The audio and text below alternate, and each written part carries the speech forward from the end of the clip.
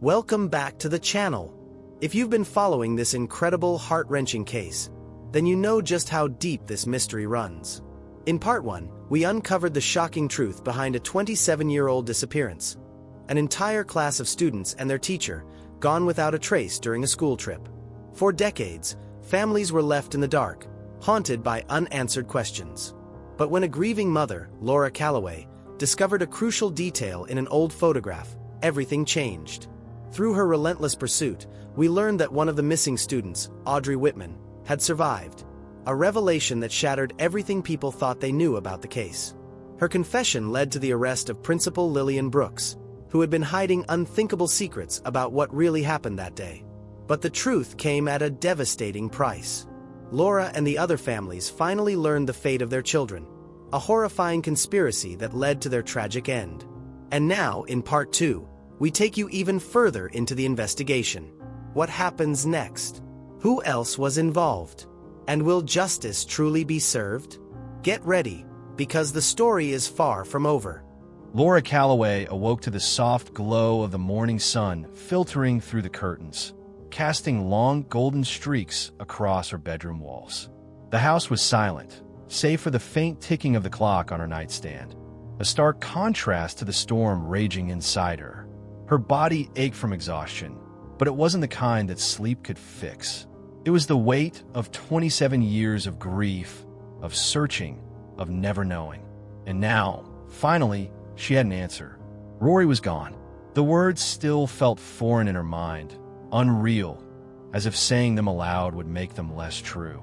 For nearly 3 decades, she had clung to hope, refusing to believe that her little girl had simply vanished without a trace. But the truth had been far crueler than she could have ever imagined. Her daughter had been taken, stolen away in an instant, and had suffered a fate Laura wouldn't wish on anyone. And yet, beneath the unbearable sorrow, there was something else, relief.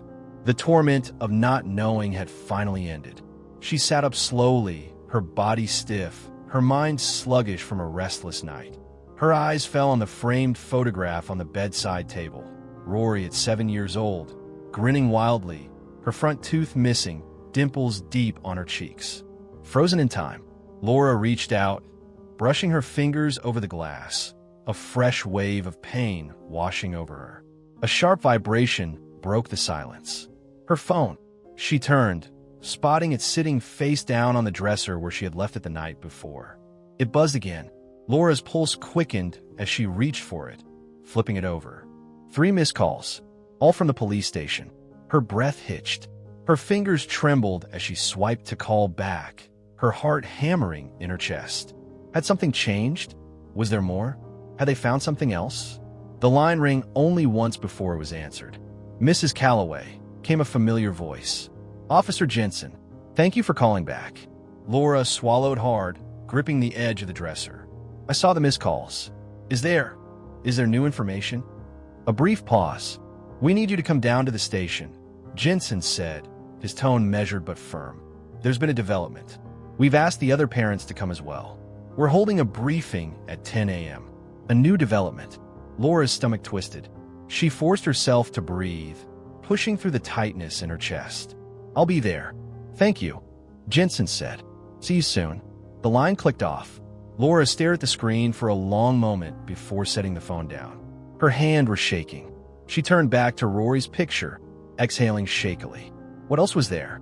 For 27 years, she had woken up every morning with the same question gnawing at her soul. What happened to my daughter? Now she knew, but knowing didn't bring peace. It only raised more questions. With a deep breath, she forced herself to move, slipping off the bed and heading for the bathroom. The shower was scalding, but she barely felt the heat. Her thoughts swirled relentlessly, running through every possible scenario of what the police might tell them today. Had they found more children? Were more lives shattered beyond repair? By the time she was dressed and ready, it was already past 9. She grabbed her purse and keys, her movements mechanical. As she reached the front door, she hesitated, her eyes landing on the framed photo in the entryway. She lifted it, staring into Rory's bright, carefree eyes. I'm not stopping, she murmured. Not until I have every answer. Not until there's justice. The weight of her vow settled deep in her bones as she stepped outside. The morning air was crisp, the world moving as if today was just another ordinary day. But for Laura Calloway, nothing would ever be ordinary again. Laura gripped the steering wheel so tightly that her knuckles turned white. The familiar streets blurred past her, but she barely registered them. Her mind was too busy racing ahead, trying to piece together what the police could have discovered overnight. The weight of yesterday's revelations still pressed heavily on her chest, but this meeting, felt different. Urgent. Her pulse pounded in her ears as she turned into the police station's lot. The sight that greeted her sent a fresh wave of unease through her. The parking lot was packed, filled with cars she recognized from memorials and support group meetings. Other parents had arrived, answering the same call she had received. Some lingered outside, their faces pale and drawn. Others huddled in small groups, speaking in hushed tones. Hope and dread hung thick in the air. Laura barely managed to find a parking spot near the back. As she turned off the engine, she allowed herself a brief moment to steel her nerves, inhaling deeply and exhaling slowly. Then, with one last glance at Rory's photo clipped to her sun visor, she stepped out of the car. The moment she entered the station, the charged energy hit her like a wall. Officers moved with quiet urgency, their expressions unreadable. Parents, mothers and fathers who had spent nearly 3 decades trapped in the same nightmare she had, stood scattered throughout the lobby. Some clutched faded photographs of their lost children, while others simply stared at the floor, their faces etched with quiet agony. Laura barely had time to take in the scene before she felt a hand on her arm. Laura. She turned to find Helen standing there, her face streaked with exhaustion, her eyes rimmed with red. There was no need for words between them. They had been through too much together, endured too much loss for pleasantries. Instead, Helen pulled her into a quick but firm embrace before stepping back. "They want us inside," Helen murmured, glancing toward the hall that led to the conference room. Then, lowering her voice even further, she added, "Prepare yourself. The others, they're going to want answers. About Audrey. About everything. Some of them aren't handling this well." Laura swallowed hard and nodded. Of course they weren't. After 27 years of agonizing uncertainty, they were being handed the truth, an unbearable, horrific truth. It was only natural that not everyone would process it the same way. Some would grieve. Some would cling to denial. Others would search for someone to blame. "We need to support Audrey through this," Laura murmured, straightening her shoulders. "She's been through enough." Helen squeezed her hand. "Absolutely. But not everyone will see it that way." They moved toward the hallway together, weaving through the murmuring crowd. A few parents turned to them, eyes brimming with questions, desperation clear in their voices. "Is it true?" one mother whispered, her voice raw. "Are some of them still alive? Did Audrey say anything about my son?" A father pressed, his grip tightening on a worn photograph in his hands. Laura opened her mouth to answer, but before she could, officers appeared, gently but firmly guiding the parents toward the large conference room upstairs. "Please, everyone, this way," one of them announced. "We'll be starting the briefing shortly."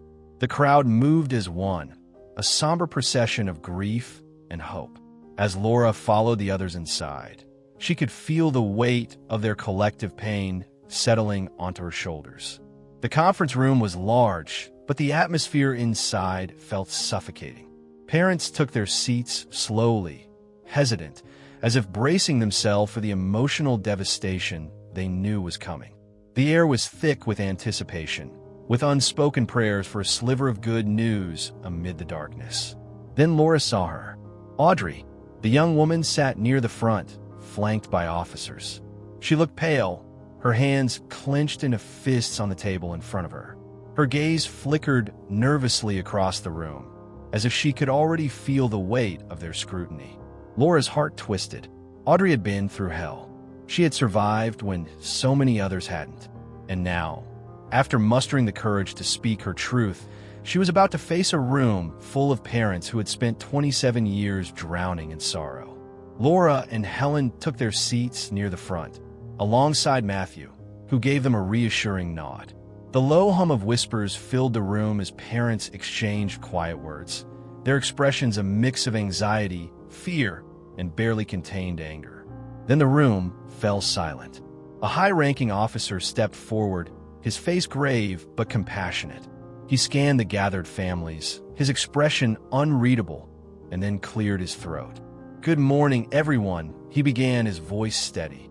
"I want to thank you all for coming on such short notice. We've asked you here today because we have significant new information regarding the case of the missing children from 27 years ago." A ripple of murmurs swept through the room. Laura braced herself. Whatever was about to be revealed, she knew one thing for certain. Life, as they knew it, was about to change forever. The conference room fell into an uneasy silence, the weight of anticipation pressing down on every soul present. A few scattered whispers still lingered in the air, but they faded as the lead officer stepped forward once more. His expression was measured, his eyes scanning the room, taking in the anxious faces of the parents who had spent nearly 3 decades waiting for this moment. "Yesterday," he began, his voice steady but solemn, "we received testimony from a survivor of the kidnapping. This testimony has provided us with crucial information, details that have finally allowed us to understand what happened on that terrible day and in the years that followed." A hushed murmur swept through the room, but it was quickly stifled by the suffocating weight of grief and fear. The officer turned slightly and gestured toward the young woman seated at the front. "This is Audrey," he said. "She was one of the children taken that day. And today, she is here to tell you what she remembers." All eyes shifted to Audrey. She looked impossibly small in the large chair, her hands clasped so tightly in her lap that her knuckles had gone white. A deep, shuddering breath passed through her lips as she rose to her feet. The silence in the room thickened, heavy with the raw emotions of parents who had spent years haunted by unanswered questions. Laura could see the way Audrey's fingers trembled as she reached for the microphone. Audrey swallowed hard, her voice barely above a whisper at first. "I don't really know where to start." The officer gave her a small nod of encouragement, but it was little comfort to the young woman standing before a room filled with parents whose lives had been shattered. "I was 7, she continued, her voice thin but growing steadier with each word. "Just a kid, just like all of them." She inhaled deeply, as if trying to pull strength from the very air around her. "We were on the bus that day, like any other school morning. I remember looking out the window, watching the trees rush by. And then it just stopped. The bus stopped." She gripped the edges of the table, her nails digging into the wood. "There were men. They climbed aboard. They weren't our regular drivers. They weren't teachers. They had guns. I didn't understand what was happening. None of us did, but we were scared. I remember the screaming. Some kids tried to run, but they pulled them back. They said if it didn't stay quiet, they'd start shooting." Gasps rippled through the room. A mother in the back stifled a sob, her hands trembling against her lips. "They drove us somewhere. I don't know where. It felt like forever. The windows were covered. We couldn't see outside." Audrey's voice shook now, and she forced herself to keep going. "When they finally stopped, they pulled us out one by one. The place was dark, cold. There was this smell like damp wood and something rotting. They lined us up, counted us." A father clenched his fists at his sides, his entire body trembling as he listened. Another mother turned away, unable to meet Audrey's gaze. "They separated us. The girls were taken one way, the boys another. I never saw the boys again." Audrey's breath hitched, but she fought to keep herself together. "The girls, they took us to a place. A brothel." A sharp cry broke the air, a mother clutching the sides of her chair, her shoulders heaving with silent grief.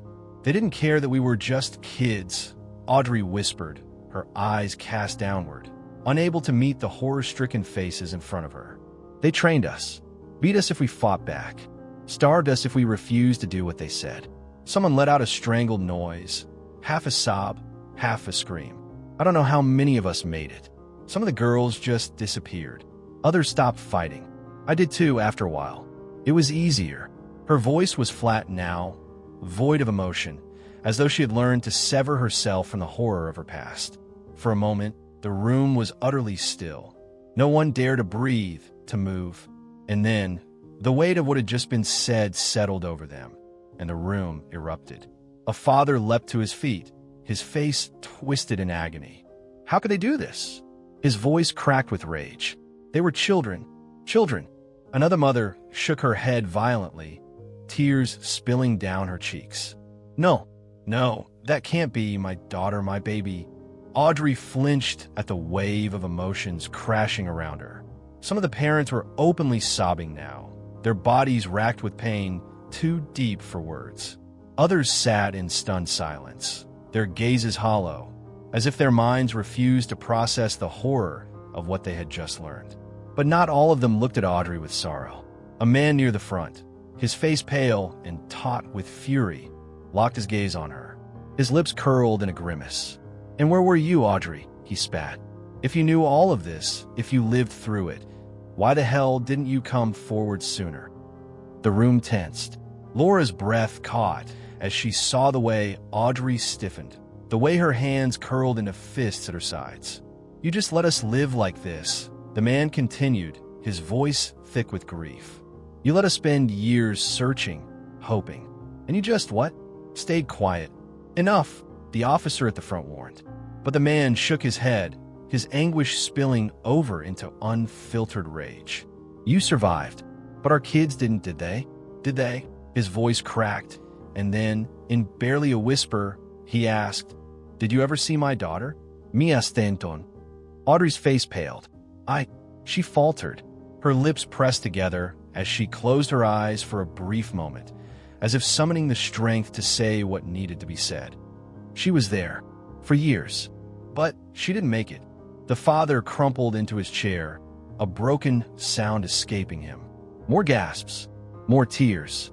Audrey's hands shook, her breathing unsteady. "I should have spoken up sooner," she admitted, her voice barely above a whisper.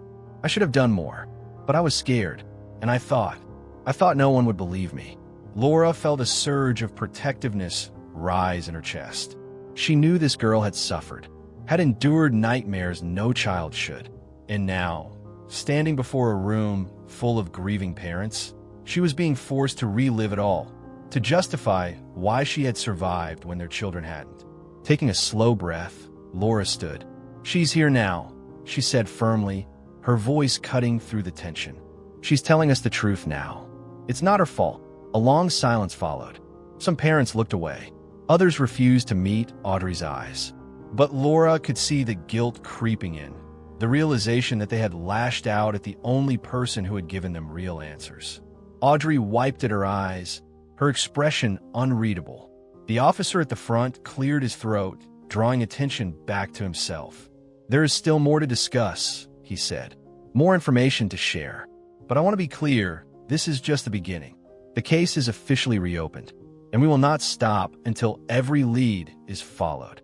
Laura sat back down, glancing at Audrey.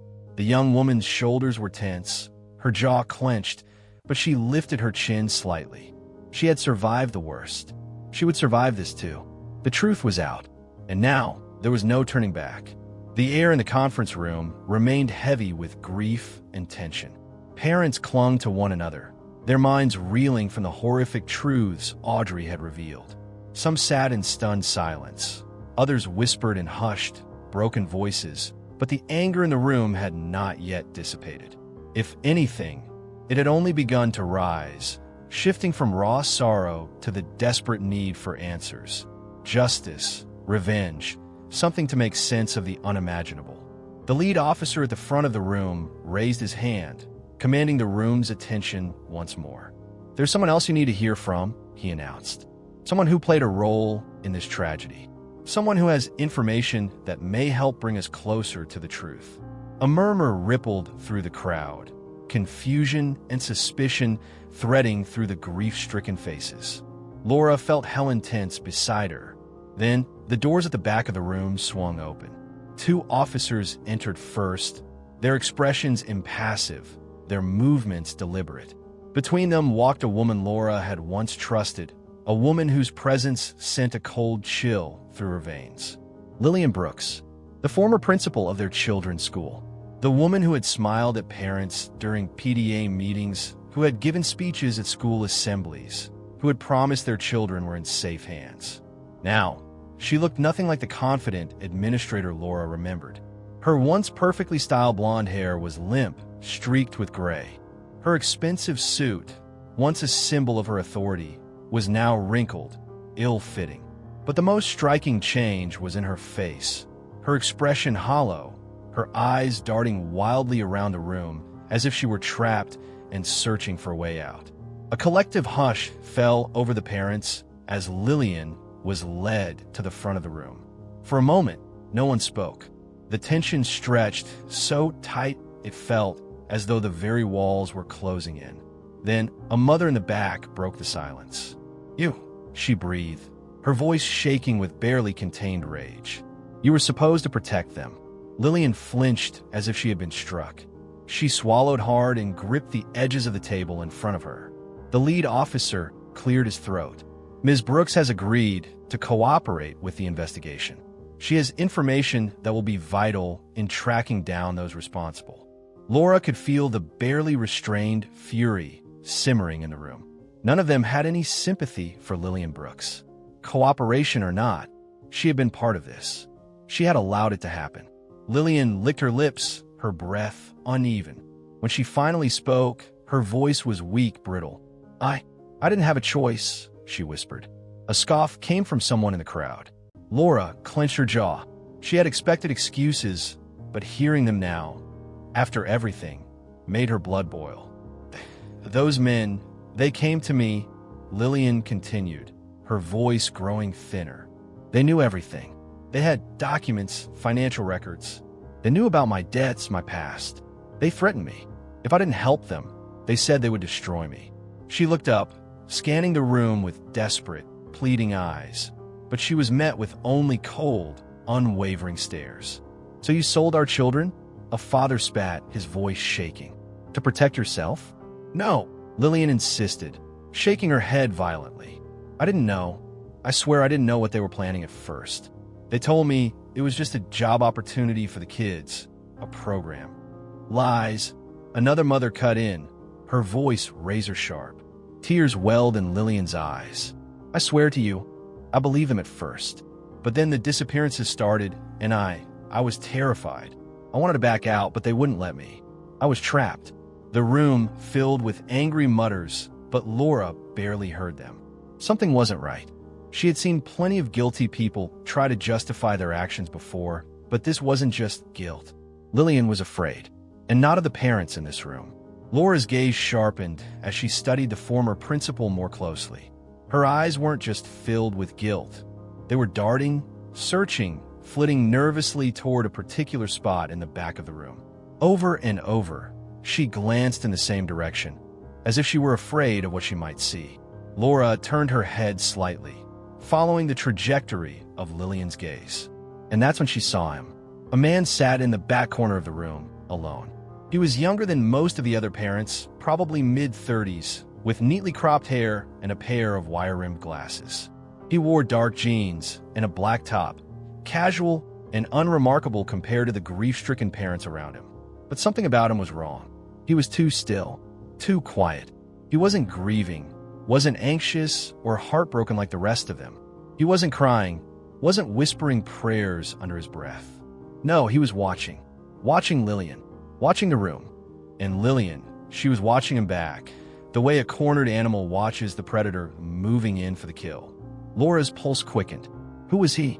She had attended every memorial, every support group meeting, every gathering of the grieving parents over the years. And never, not once, had she seen this man. Her stomach twisted. He didn't belong here. She glanced back at Lillian, whose hands had begun to tremble. She was unraveling. She knew something, and the more her eyes flickered toward that man, the more Laura was convinced that whatever she knew, it was something she was terrified to say out loud. Laura leaned toward Helen, her voice barely above a whisper. "Do you see him?" Helen followed her gaze, her brow furrowing. "Who?" "The man in the back. The one Lillian keeps looking at." Helen glanced discreetly, then shook her head. "I don't recognize him." Neither did Laura, and that was enough to send a deep, cold fear through her veins. Then, as if he could feel their eyes on him, the man suddenly stood. He moved with quiet confidence, slipping out the side door so smoothly that no one else seemed to notice. But Laura noticed, and so did Lillian. As soon as the door clicked shut, Lillian let out a sharp breath, her body slumping slightly, as if an invisible weight had just been lifted. Whoever he was, she had been terrified of him, and now he was gone. Laura's mind raced. Who was he? What was he doing here? And why had Lillian been so afraid of him? She didn't have the answers yet, but one thing was certain. The nightmare wasn't over. It was just beginning. The door clicked shut behind him, and he was gone. Laura's eyes lingered on the empty space where the mysterious man had stood only moments before. He had moved so smoothly, slipping out before anyone had a chance to question why he was there. The other parents remained too consumed by their grief, too focused on Lillian Brooks and the horror of her confession. But Laura couldn't shake the unease curling in her gut. She turned back to Lillian. The woman had sagged slightly in her chair, as if relieved that he was no longer in the room. That alone was enough to set Laura's nerves on edge. Whoever that man was, Lillian had feared him, and that meant he mattered. She leaned toward Helen, her voice hushed. "Did you see the way she kept looking at him? She was terrified." Helen nodded, her lips pressed into a thin line. "Who is he?" "He's not a parent. I don't recognize him from anywhere." Laura's mind was already racing through possibilities. "I need to talk to Jensen." She stood without hesitation, weaving her way through the tense room. The briefing was still ongoing, but Laura didn't care. She needed answers. Officer Jensen stood near the front, his arms crossed as he listened to another officer speak. When he saw her approaching, he excused himself and stepped toward her, his brow furrowed in concern. "Laura," he asked, his voice low, "what is it?" She glanced over her shoulder, ensuring that no one else was listening before speaking. There was a man in the back of the room. He just left. Jensen's frown deepened. "Who?" She described him. The dark jeans, the black top, the wire-rimmed glasses, the way he had remained eerily silent while the parents wept around him. But more importantly, she added, Lillian kept looking at him like he was the devil himself. I swear, she was scared to death of him. Jensen's posture stiffened. He turned to one of his officers. "Check the security footage from the main entrance. I want to know who came in and who just left." Laura exhaled sharply, pressing a hand to her chest, trying to calm the erratic beat of her heart. Behind her, a voice spoke up, quiet yet urgent. "I know who you're talking about." Laura turned sharply to see Audrey standing a few feet away, her expression guarded but serious. "You do?" Jensen asked, shifting his attention to her. Audrey nodded hesitantly. "I didn't see him here just now, but from the way you described him, I think I know who he is." She bit her lip, her hands curling into fists at her sides. Lillian used to mention someone like that. Jensen's eyes sharpened. "Who?" Audrey swallowed hard. "I don't know his real name, but she always seemed terrified whenever she talked about him. She said he was the one who really controlled everything. Not just the school deal, everything." Laura's stomach turned to ice. "Everything," she echoed. Audrey nodded. "The brothels, the smuggling operations. He wasn't just some middleman. He was the one giving the orders." Jensen cursed under his breath. "And Lillian worked for him?" "Yes," Audrey confirmed. "But she was never in direct contact with him. Not often, anyway. She dealt with other people, handlers, enforcers, but whenever his name came up, she shut down completely." Her voice lowered, barely above a whisper, like she was afraid he'd hear her. Laura felt her throat tighten. The way Lillian had looked at the man in the conference room, the way her entire body had tensed with fear. Audrey was right. Did she ever say his name? Jensen pressed. Audrey hesitated. Then, finally, she nodded. She called him Torka. Jensen exhaled slowly, his jaw tightening. He turned to one of his officers. "Give me everything we have on that name." Now, Laura's pulse pounded in her ears as she turned the name over in her mind. It was unfamiliar to her, but the way Audrey had said it, the weight it carried, made her shiver. Jensen turned back to them, his expression grim. "Torka, if that's who Lillian was answering to, then we're dealing with someone far more dangerous than we thought. The officer who had left to check security footage returned moments later, a tense look on his face. "Sir, we pulled the footage from the last hour. That man? He didn't come in through the front entrance." Jensen's brows furrowed. "What do you mean? He must have had another way in. A back entrance or a staff-only access point." The officer shook his head. But whoever he is, he knew exactly how to get in and out without drawing attention. Laura felt a cold dread seep in her bones. This wasn't some low-level criminal. This was a man who had spent years in the shadows, pulling strings, controlling lives. And now he was here. Jensen's voice was tight, controlled, but Laura could hear the urgency beneath it. "We need to find him. Fast." The officer nodded and rushed off. Laura turned back to Audrey, whose hands were still shaking slightly. "Audrey, when was the last time Lillian mentioned him?" she asked. Audrey hesitated. "Not long before I escaped." That sent another chill down Laura's spine. "Do you think he knows you're talking now?" Audrey paled. Jensen's jaw clenched. "If he does, then she's not safe." Audrey's voice wavered. I thought it was over. That all of this was finally ending." Laura reached out, squeezing her arm gently. "It will, but we have to see it through." Jensen exhaled sharply, his mind already working through the next steps. Torca has connections in both Texas and Mexico. If he's been running this network for decades, he has resources, people protecting him. We've already shut down part of his operation, but if he was here today, that means he's watching us. He knows we're close. The weight of that realization settled over them. Torca wasn't some ghost story whispered in the dark. He was real. He was powerful. And now, he knew they were coming for him. Jensen looked between Laura and Audrey, his expression unyielding. "We're going to find him. And when we do, we're going to tear his entire operation apart." Laura nodded, determination burning in her chest. For Rory, for all the children lost, Torca's reign was about to end, one way or another. The weeks that followed were a blur of relentless pursuit, long nights, and grim discoveries.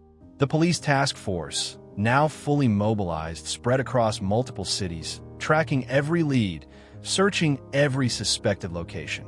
They combed through records, interrogated arrested traffickers, and raided known establishments that had been operating in the shadows for years. With every brothel they shut down, every victim they pulled from the darkness, it became increasingly clear Torca's reach was far greater than anyone had feared. But Torca himself? He remained a ghost. Laura followed the case closely, attending every meeting she could, speaking to other parents, clinging to the updates like a lifeline. She saw the exhaustion creeping into the officers' faces, the way their shoulders tensed when another dead end was hit. The victories, rescuing the living, reuniting families, were bittersweet, overshadowed by the ever-growing list of those who had been lost. Some children, now adults, were found alive, scar broken but breathing. Some had built lives for themselves in secret, too afraid to come forward until now. Others had been waiting, hoping, desperate for the day someone would find them. But then there were the others. The ones whose names would never be called in a hospital or a courtroom. The ones found in shallow graves, their stories ending in silence. For each life saved, another was mourned. Laura had thought she was prepared for the worst, but nothing could have braced her for the pain of watching a mother collapse to her knees upon receiving confirmation that her son had been among the victims. Nothing could have prepared her for the empty, haunted look in the eyes of a father who had spent nearly 3 decades believing his child would return home, only to be handed a folder of forensic evidence proving otherwise. And through it all, Torca remained beyond their grasp. The more they uncovered, the clearer it became that he had built his empire on secrecy and deception. He had men on the inside, cops, politicians, business owners, all willing to look the other way in exchange for their own rewards. It was why the case had stalled for so long, why the police had never been able to trace the missing children. Because someone had been covering Torca's tracks. Corruption had poisoned the very institutions meant to protect them. And now, even with the full force of law enforcement on his tail, Torca still had powerful allies keeping him one step ahead. He was watching. He was waiting. And Laura knew, deep in her bones, that this wasn't over. Not yet. The dim glow of the afternoon sun filtered through the blinds of the small, sterile office at the police station. The room was quiet except for the steady ticking of a clock on the wall. Seated across from Officer Jensen, Audrey sat with her arms crossed tightly over her chest, her expression set with quiet determination. Laura and Helen sat beside her, exchanging uneasy glances. They had known this moment was coming, but now that it was here, neither of them felt ready. Jensen leaned forward, hands clasped together on the table. His face, lined with exhaustion from weeks of chasing ghosts, was unreadable. "I want to go home," Audrey said, her voice firm, though Laura caught the slight tremor underneath. "I've been in hiding for 2 months. It's time." Jensen let out a slow breath. "Audrey, I understand, but Torka is still out there." Audrey's jaw tightened. "And he'll probably always be out there, won't he?" She shook her head, her frustration boiling to the surface. "I can't live like this forever. I can't stay locked in a safe house, looking over my shoulder for the rest of my life. That's not living." Helen reached over and placed a gentle hand on Audrey's arm. "No one is saying you should live in fear forever, sweetheart, but maybe just a little longer until we know for sure." "No," Audrey cut in, her voice resolute. She exhaled, then met Jensen's gaze directly. "I've made my decision. I appreciate what the police have done for me. I really do. But I need to move on. I need to be Audrey again, not some nameless witness in hiding." Laura studied the young woman, her stomach twisting with unease. She had seen survivors make decisions like this before, people desperate to reclaim normalcy after enduring hell. But normalcy wasn't something that could just be snatched back like a misplaced possession. Jensen sat back, rubbing his temples. "If you leave protective custody, we can't guarantee your safety. You do understand that, don't you?" "I do." Audrey's voice was quieter now, but unwavering. "I've been living in fear since I was 7 years old. I don't want to be afraid anymore." Silence stretched between them. Finally, Jensen sighed and slid a form across the table. "This is your official release. If you sign this, you're waiving any continued protection from law enforcement."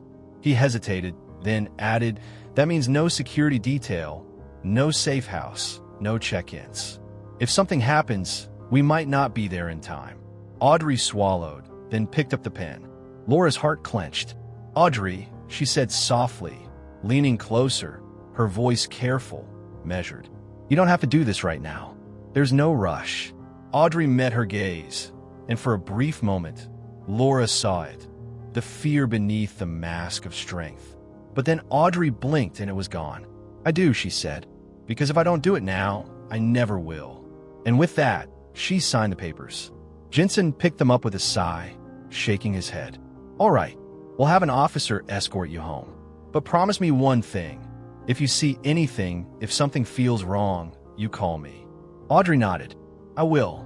Helen forced a smile, squeezing Audrey's hand. "We're here for you, honey, no matter what." As they left the station, walking into the late afternoon sun, Laura couldn't shake the feeling that this wasn't an ending. It was the beginning of something far more dangerous. The streetlights flickered weakly as Audrey's car rumbled to a stop in front of a rundown diner. The neon sign above the entrance buzzed intermittently, casting a sickly red glow across the cracked pavement. Vice Burger. The irony of the name didn't escape Laura. She hesitated before stepping out of the car, her instincts screaming that this was a bad idea. The neighborhood was bleak, abandoned buildings with boarded-up windows, graffiti-tagged walls, and narrow alleys that seemed to stretch into endless darkness. It wasn't the kind of place one visited willingly, especially at night. But for Audrey, this place held meaning. "I used to come here," Audrey murmured, staring at the diner as if she were looking into the past. "Back then, it was the only place where we felt human." Laura turned to her, watching the flicker of old memories play across her face. "You don't have to do this," she said gently. Audrey inhaled deeply, then shook her head. "I want to." With that, she pushed open the diner door. A bell jingled above them, the sound sharp and unnatural in the heavy silence. The interior was dimly lit, with cracked vinyl booths and flickering fluorescent lights.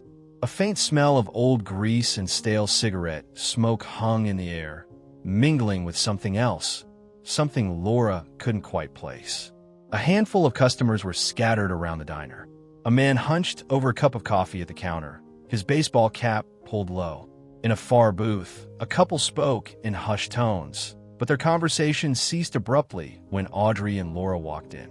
The woman stole a glance at them before quickly looking away. Laura's unease deepened. This place wasn't just a memory to Audrey. It was a link to her past, and something about it felt wrong. A woman emerged from behind the counter, her face breaking into a wide smile.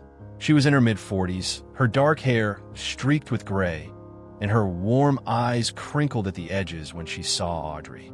"Well, look who it is," she said, wiping her hands on a dish towel before pulling Audrey into a quick hug. "We were starting to think you'd forgotten about us, honey." Audrey smiled, the first genuine one Laura had seen from her in days. "Never, Lola." Laura studied the woman carefully. There was a familiarity between her and Audrey, a bond that suggested years of shared experiences. But there was also something else, a guardedness, a subtle tension beneath the warmth of her smile. Lola turned her gaze to Laura, offering a polite nod. "And who's this?" Audrey gestured between them. "This is Laura, a friend." Lola extended her hand, her grip firm. "Any friend of Audrey's is welcome here." Laura shook her hand, but the feeling in her gut didn't subside. Audrey slid into a booth near the window, and Laura followed, trying to shake the lingering unease crawling up her spine. Lola leaned on the edge of their table, smirking. "Let me guess, 2 Vice specials with all the fixings." Audrey grinned. "You know me too well." Lola chuckled before disappearing into the kitchen. Laura took a slow breath. "Are you sure about this place?" she asked, lowering her voice. Audrey's fingers traced absent patterns on the worn tabletop. "I know it's not much to look at, but back then, it was the only place we had." She glanced toward the counter. "Lola used to sneak us food when we didn't have money. She treated us like real people." Laura softened. "That means something, doesn't it?" Audrey nodded. "It does." Laura wanted to believe this was just a sentimental visit, that Audrey was simply trying to reclaim a sliver of her past in a way that made sense. But then she noticed something. 2 waitresses stood near the kitchen, whispering to each other. One of them, young, nervous-looking, kept darting glances toward their table. The other, older, shot her a warning look before shaking her head. Laura's pulse quickened. Something was off. The hair on the back of her neck stood on end as she leaned closer to Audrey. "Did you see that?" Audrey frowned. "See what?" Laura didn't answer. Instead, she glanced toward the man at the counter. He hadn't moved since they walked in, but something about him felt unnatural, too still, too quiet. She swallowed hard. Something was very, very wrong. The diner had fallen eerily quiet. Laura drummed her fingers against the table, her unease growing with every passing second. Audrey had excused herself to the restroom nearly 15 minutes ago. Too long. She glanced around. The man at the counter hadn't moved, but she could feel his presence, as if he was just waiting. The couple in the far booth had finished their food long ago, yet they remained, their hushed conversation conspicuously absent. Something was wrong. Her stomach twisted as she rose from the booth, glancing toward the hallway where Audrey had disappeared. She hesitated. The logical part of her told her to wait. Audrey was probably just catching up with someone. But her instinct screamed otherwise. Steeling herself, Laura crossed the diner. The hallway was dimly lit, lined with cracked beige tiles that led to a pair of doors. One marked restroom, the other employees only. She knocked lightly on the restroom door. "Audrey," she called. No answer. A sliver of unease slithered up her spine. She knocked again, harder this time. "Audrey, are you in there?" Silence. A sudden prickle of awareness sent a shiver down her neck. She wasn't alone. Before she could react, a hand clamped over her mouth, yanking her backward with brutal force. Panic surged through her chest. A sharp, choking gasp was all she managed before something tightened around her throat. A cloth, thick and rough, gagging her before she could scream. She thrashed, kicking wildly, but strong arms restrained her, pinning her arms behind her back. Her wrists burned as something cold and unyielding cinched tightly around them. Zip ties. Laura's breath came in frantic, ragged bursts. She twisted, trying to catch a glimpse of her attacker, but all she saw was the flicker of a dark silhouette behind her before she was dragged backward, her heels skidding across the greasy floor. They weren't taking her outside. No, they were pulling her toward the employees' only door. She bucked against their grip, but it was useless. The door swung open, revealing a narrow, dark corridor, a space that should not have existed in a simple roadside diner. Her heart slammed against her ribs. This wasn't a random attack. This was planned. They knew she was coming. The dim light flickered above her as she was hauled deeper into the corridor, her boots scraping against the concrete. Another door loomed ahead. The moment it swung open, Laura knew she was in real trouble. A staircase, leading upward, not outside, not to the street, somewhere worse, somewhere hidden. She fought harder, her body twisting violently, but a sharp pain exploded in her ribs as an elbow slammed into her side. She gasped against the gag, eyes burning with helpless fury. They forced her up the stairs, step by agonizing step, until the hallway behind them was swallowed in darkness. Then the door at the top creaked open, and the music hit her. Loud, pulsing, unnatural, soundproofed. Laura's breath hitched. No one would hear her scream. The moment Laura was shoved through the door, the sound hit her like a physical force. Pounding bass, muffled voices, and a thick, oppressive silence beneath it all. The room was dim, bathed in a dull reddish glow from a single hanging light, casting long, jagged shadows against the walls. Her breath caught as she saw Audrey. The young woman was bound to a thick metal pole, her wrists tied behind her, her face streaked with sweat and panic. Her wild eyes locked onto Laura's, and she shook her head frantically, muffled screams escaping from behind a gag. Laura lurched forward, instinct taking over, but a brutal shove from behind sent her stumbling to her knees. Laughter, a slow, mocking clap echoed through the room. Laura turned her head sharply, her stomach twisting as a figure stepped forward from the shadows. A man, tall, broad-shouldered, dressed in dark slacks and a fitted black shirt. His hair was cropped short, his face sharp, angular, calculating. He wore an air of effortless control, his movements slow and deliberate, like a predator toying with its prey. Torka. Laura felt her blood turn to ice. He had been there, at the police briefing, watching, listening, and now he stood before them, smiling. Well, he drawled, his voice smooth, tainted with amusement. What do we have here? Laura fought against the burning in her throat, forcing herself to stay still, to not react. Fear was exactly what he wanted. Torka moved closer, his polished shoes clicking against the floor.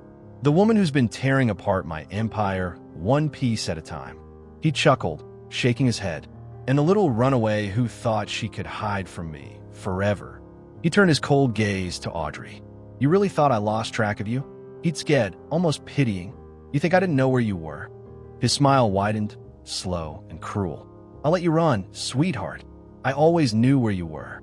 Audrey let out a muffled cry, her entire body trembling. Laura clenched her jaw, rage simmering beneath her fear. Torka turned his attention back to her, studying her like one would an insect beneath glass. You, he said, his voice low, thoughtful. I'll admit, you're surprised. He tilted his head. Did you really think you could walk into my world and tear it down? You've been busy, stirring up old ghosts, making noise. Laura glared up at him. And I'll keep making noise until you're nothing but an afterthought in a police file. Torka's smirk deepened.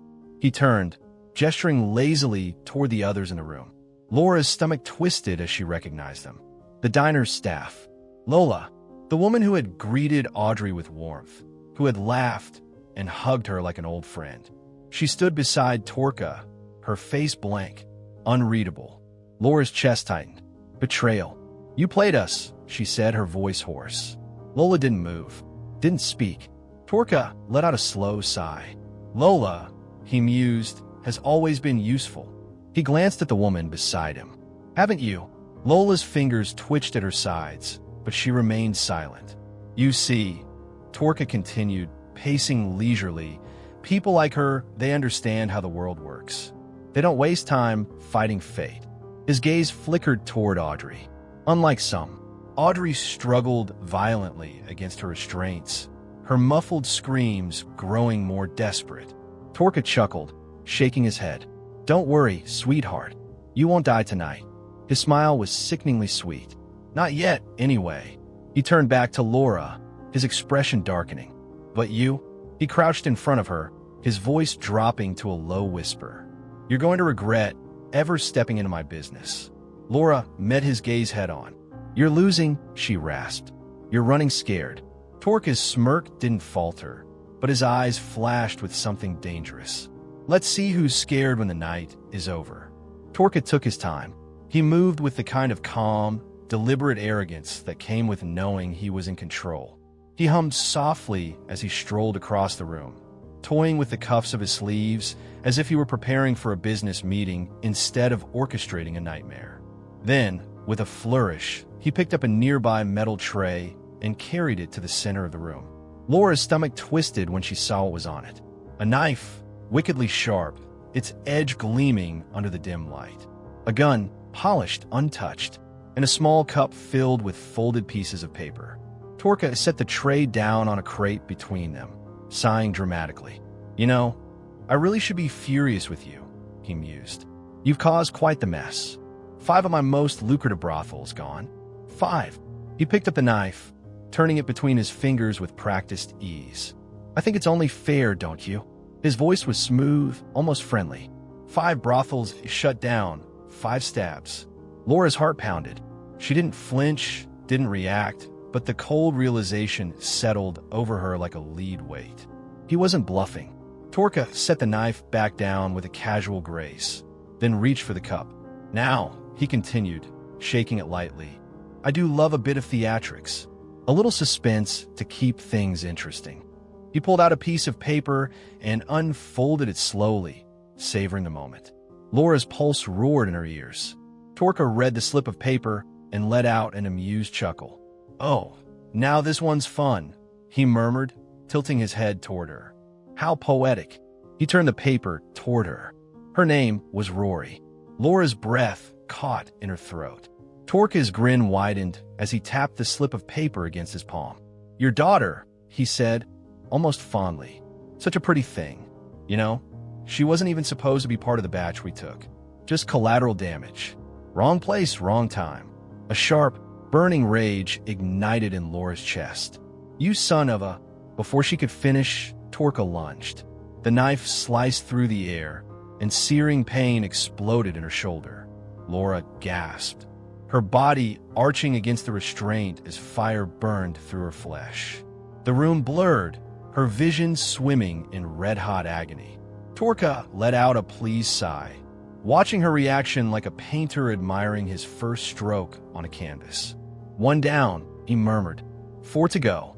Laura fought the scream, crawling up her throat, grinding her teeth against the pain. She would not give him the satisfaction. Across the room, Audrey was thrashing against her restraints, screaming against the gag. Torka ignored her. Instead, he reached for another slip of paper, unfolded it, smirked. Sally loved to read. Laura's stomach clenched. Torka tapped the words lightly with his finger. Another one lost too soon. Then, without hesitation, he drove the knife into her side. Laura choked on a strangled cry, her body writhing in pain. 2, Torka counted, his voice light, almost cheerful. The room tilted. The walls pulsed with the rhythm of her heartbeat. They were going to die here. No one was coming. And Torka? He was enjoying every second of it. The blade hovered in the air, glinting under the dim light.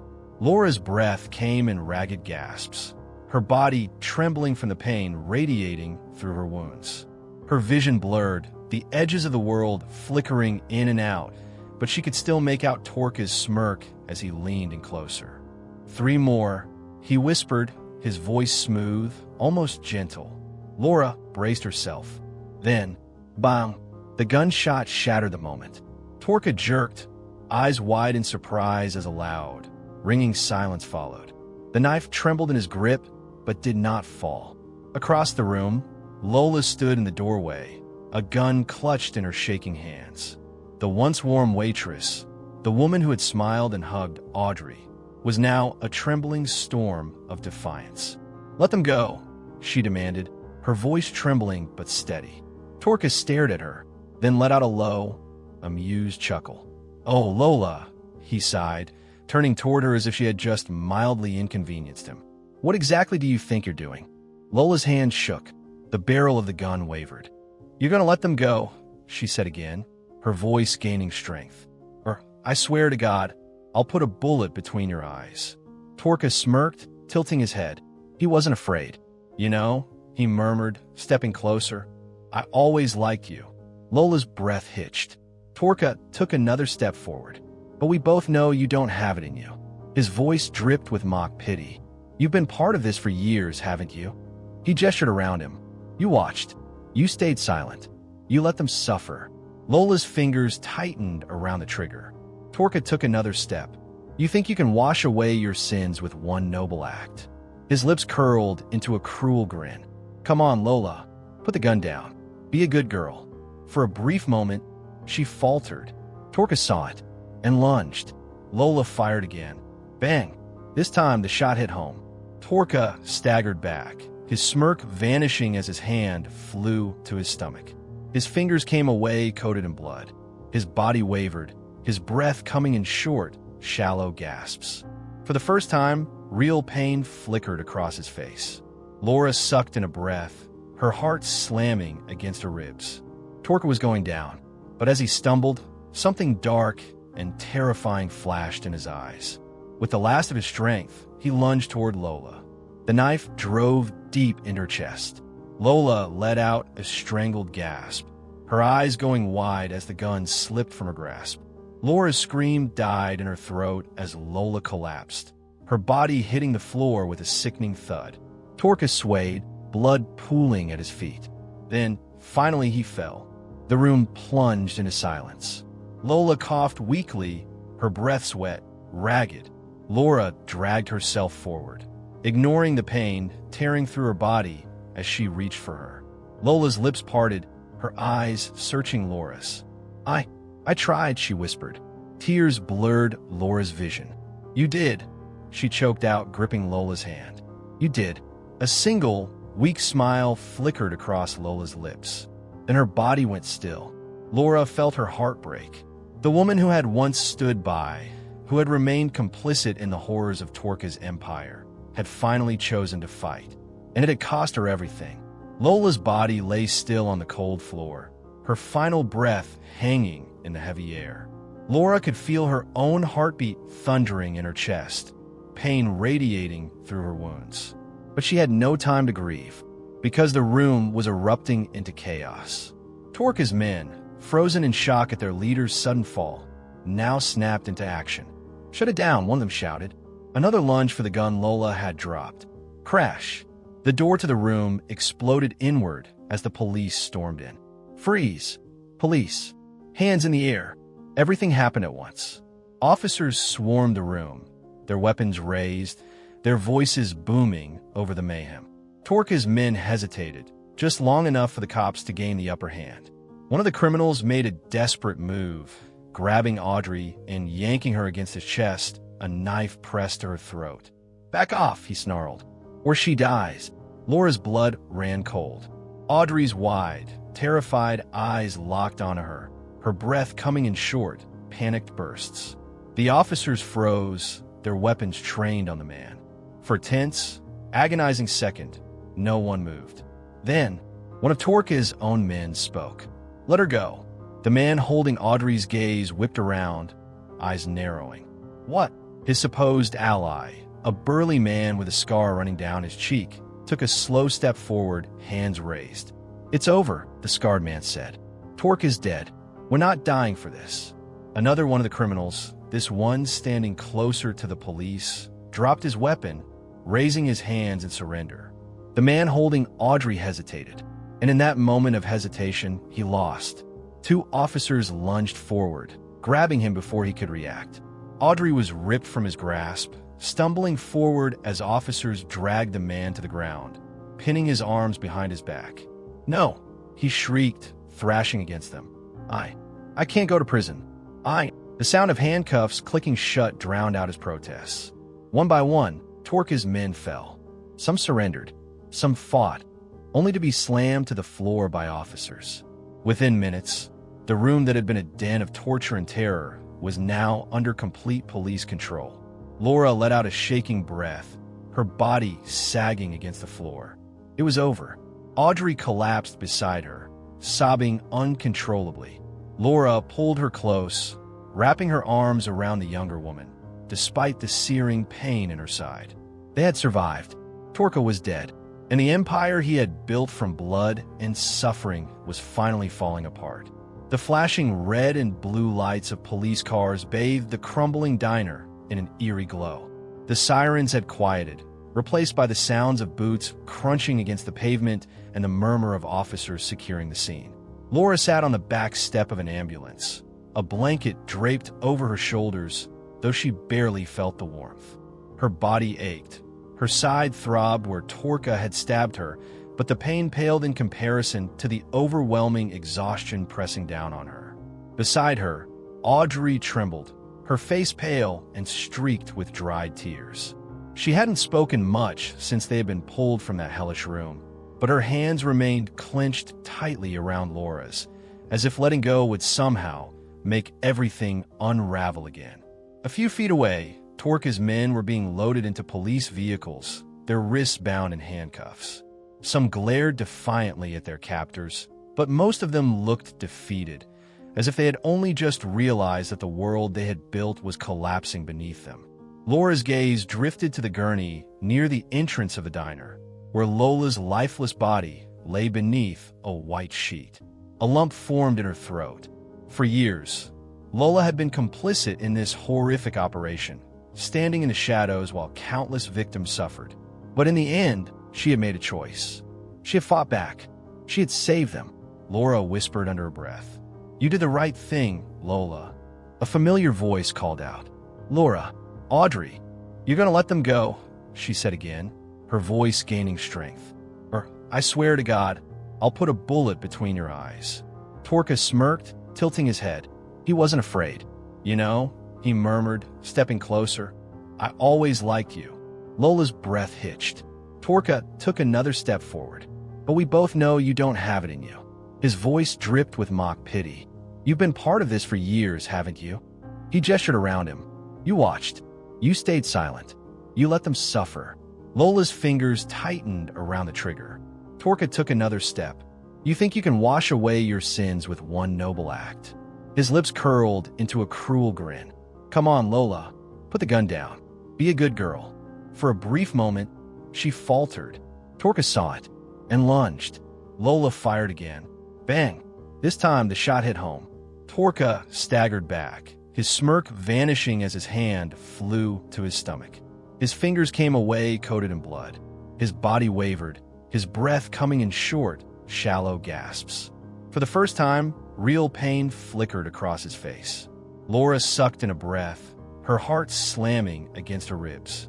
Torca was going down, but as he stumbled, something dark and terrifying flashed in his eyes. With the last of his strength, he lunged toward Lola. The knife drove deep in her chest. Lola let out a strangled gasp, her eyes going wide as the gun slipped from her grasp. Laura's scream died in her throat as Lola collapsed, her body hitting the floor with a sickening thud. Torca swayed, blood pooling at his feet. Then, finally he fell. The room plunged into silence. Lola coughed weakly, her breath wet, ragged. Laura dragged herself forward, ignoring the pain tearing through her body as she reached for her. Lola's lips parted, her eyes searching Laura's. I tried, she whispered. Tears blurred Laura's vision. "You did," she choked out, gripping Lola's hand. "You did." A single, weak smile flickered across Lola's lips. Then her body went still. Laura felt her heart break. The woman who had once stood by, who had remained complicit in the horrors of Torca's empire, had finally chosen to fight. and it had cost her everything. Lola's body lay still on the cold floor, her final breath hanging in the heavy air. Laura could feel her own heartbeat thundering in her chest, pain radiating through her wounds. But she had no time to grieve, because the room was erupting into chaos. Torca's men, frozen in shock at their leader's sudden fall, now snapped into action. "Shut it down," one of them shouted. Another lunge for the gun Lola had dropped. Crash! The door to the room exploded inward as the police stormed in. "Freeze! Police! Hands in the air!" Everything happened at once. Officers swarmed the room, their weapons raised, their voices booming over the mayhem. Torca's men hesitated, just long enough for the cops to gain the upper hand. One of the criminals made a desperate move, grabbing Audrey and yanking her against his chest, a knife pressed to her throat. "Back off," he snarled, "or she dies." Laura's blood ran cold. Audrey's wide, terrified eyes locked onto her, her breath coming in short, panicked bursts. The officers froze, their weapons trained on the man. For a tense, agonizing second, no one moved. Then, one of Torca's own men spoke. "Let her go." The man holding Audrey's gaze whipped around, eyes narrowing. "What?" His supposed ally, a burly man with a scar running down his cheek, took a slow step forward, hands raised. "It's over," the scarred man said. "Torca's dead. We're not dying for this." Another one of the criminals, this one standing closer to the police, dropped his weapon, raising his hands in surrender. The man holding Audrey hesitated, and in that moment of hesitation, he lost. Two officers lunged forward, grabbing him before he could react. Audrey was ripped from his grasp, stumbling forward as officers dragged the man to the ground, pinning his arms behind his back. "No!" he shrieked, thrashing against them. I can't go to prison. The sound of handcuffs clicking shut drowned out his protests. One by one, Torca's men fell. Some surrendered, some fought, only to be slammed to the floor by officers. Within minutes, the room that had been a den of torture and terror was now under complete police control. Laura let out a shaking breath, her body sagging against the floor. It was over. Audrey collapsed beside her, sobbing uncontrollably. Laura pulled her close, wrapping her arms around the younger woman, despite the searing pain in her side. They had survived. Torca was dead, and the empire he had built from blood and suffering was finally falling apart. The flashing red and blue lights of police cars bathed the crumbling diner in an eerie glow. The sirens had quieted, replaced by the sounds of boots crunching against the pavement and the murmur of officers securing the scene.